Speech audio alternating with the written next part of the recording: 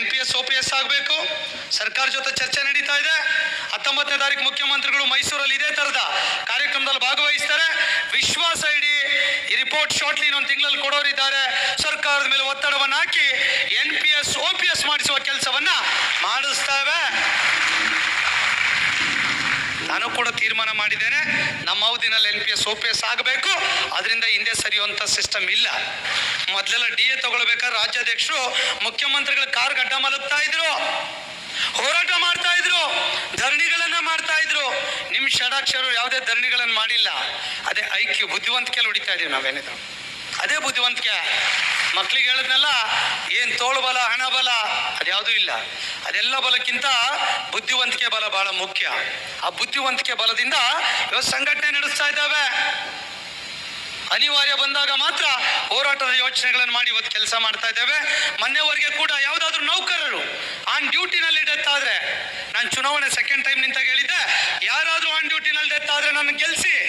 First time ಗೆದ್ದಾಗ ಹೇಳಿದ್ದೆ ಪ್ರತಿಭಾ ಪುರಸ್ಕಾರ ಕಾರ್ಯಕ್ರಮ ಕೊಡ್ತೇನೆ, ಮಾಡಿ 25 ಆದೇಶ ಮಾಡಿಸ್ತೇನೆ ಅಂತ ಹೇಳಿದ್ರೆ ಅದು ಮುಗೀತು. ಈ ಸಲ ನೀವು ಗೆಲ್ಸಿದ್ರೆ ಹೇಳಿದ್ದೆ, ನೀವು ನನಗೆ ಗೆಲ್ಸಿದ್ರೆ ಯಾರಾದ್ರೂ ಎಂಪ್ಲಾಯ್ಸ್ ಆನ್ ಡ್ಯೂಟಿನಲ್ಲಿ ಡೆತ್ ಆದ್ರೆ 1 ಕೋಟಿ ವಿಮೆ ಪರಿಹಾರ ಕೊಡೋ ಯೋಜನೆ ಜಾರಿಗೆ ತರ್ತೇವೆ ಅಂತ ಹೇಳಿದೀವಿ. ಇನ್ನು ಗೆದ್ದ 5 ತಿಂಗಳಾಗಿಲ್ಲ, ಜಾರಿಗೆ ಬಂದಾಗಿದೆ. ಜಾರಿಗೆ ಬಂದಿದೆಯಲ್ವಾ? ಹಂಗೆ ಯಾರು ಸಾಯೋದು ಬೇಡ. ಅಟ್ಲೀಸ್ಟ್ ಏನಾದರೂ ಆಕ್ಸಿಡೆಂಟ್ ಅಲ್ಲಿ ಡೆತ್ ಆದ್ರೆ ನಮ್ಮ ಫ್ಯಾಮಿಲಿಗೆ 1 ಕೋಟಿ ಪರಿಹಾರ ಕೊಡೋ ಯೋಜನೆ ಈಗ ಜಾರಿಗೆ ಬಂದಿದೆ. ಭರವಸೆ ಅಲ್ವಾ? ಸುಳ್ಳು ಹೇಳಿದ್ವಾ ನಾವು? ಇದು ಭರವಸೆ. ಇನ್ನು NPS OPS ಆಗಬೇಕು. ಸರ್ಕಾರ ಜೊತೆ ಚರ್ಚೆ ನಡೀತಾ ಇದೆ. 19ನೇ ತಾರೀಕು ಮುಖ್ಯಮಂತ್ರಿಗಳು ಮೈಸೂರಲ್ಲಿ ಇದೇ ತರದ ಕಾರ್ಯಕ್ರಮದಲ್ಲಿ ಭಾಗವಹಿಸ್ತಾರೆ. ವಿಶ್ವಾಸ ಇಡಿ, ಈ ರಿಪೋರ್ಟ್ ಶಾರ್ಟ್ಲಿ ಇನ್ನೊಂದು ತಿಂಗಳಲ್ಲಿ ಕೊಡೋರಿದ್ದಾರೆ. ಸರ್ಕಾರದ ಮೇಲೆ ಒತ್ತಡವನ್ನು ಹಾಕಿ NPS OPS ಮಾಡಿಸುವ ಕೆಲಸವನ್ನ ಮಾಡಿಸ್ತೇವೆ. ನಾನು ಕೂಡ ತೀರ್ಮಾನ ಮಾಡಿದ್ದೇನೆ, ನಮ್ಮ ಅವಧಿನಲ್ಲಿ NPS OPS ಆಗಬೇಕು. ಅದರಿಂದ ಹಿಂದೆ ಸರಿಯುವಂತ ಸಿಸ್ಟಮ್ ಇಲ್ಲ. ಮೊದಲೆಲ್ಲ DA ತಗೊಳ್ಬೇಕಾದ್ರೆ ರಾಜ್ಯಾಧ್ಯಕ್ಷರು ಮುಖ್ಯಮಂತ್ರಿಗಳ ಕಾರ್ ಗಡ್ಡ ಮಲಗ್ತಾ ಇದ್ರು, ಹೋರಾಟ ಮಾಡ್ತಾ ಇದ್ರು, ಧರಣಿಗಳನ್ನ ಮಾಡ್ತಾ ಇದ್ರು. ನಿಮ್ ಷಡಾಕ್ಷರು ಯಾವುದೇ ಧರಣಿಗಳನ್ನ ಮಾಡಿಲ್ಲ. ಅದೇ ಐಕ್ಯ ಬುದ್ಧಿವಂತಿಕೆಯಲ್ಲಿ ಹೊಡಿತಾ ಇದೀವಿ ನಾವೇನಿದ್ರು. ಅದೇ ಬುದ್ಧಿವಂತಿಕೆ. ಮಕ್ಳಿಗೆ ಹೇಳಿದ್ನಲ್ಲ, ಏನ್ ತೋಳು ಬಲ ಹಣ ಬಲ ಅದ್ಯಾವುದೂ ಇಲ್ಲ.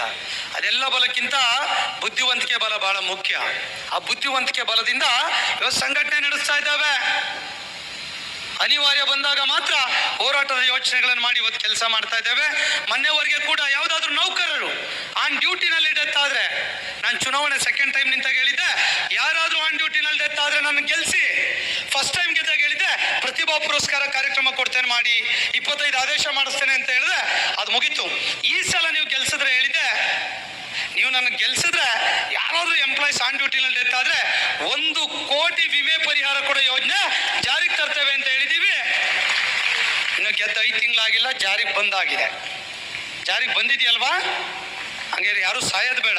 ಅಟ್ಲೀಸ್ಟ್ ಏನಾದರೂ ಆಕ್ಸಿಡೆಂಟ್ ಅಲ್ಲಿ ಡೆತ್ ಆದ್ರೆ ನಮ್ಮ ಫ್ಯಾಮಿಲಿಗೆ 1 ಕೋಟಿ ಪರಿಹಾರ ಕೊಡೋ ಯೋಜನೆ ಈಗ ಜಾರಿಗೆ ಬಂದಿದೆ. ಭರವಸೆ ಅಲ್ವಾ? ಸುಳ್ಳು ಹೇಳಿದ್ವಾ ನಾವು? ಇದು ಭರವಸೆ. ಇನ್ನು NPS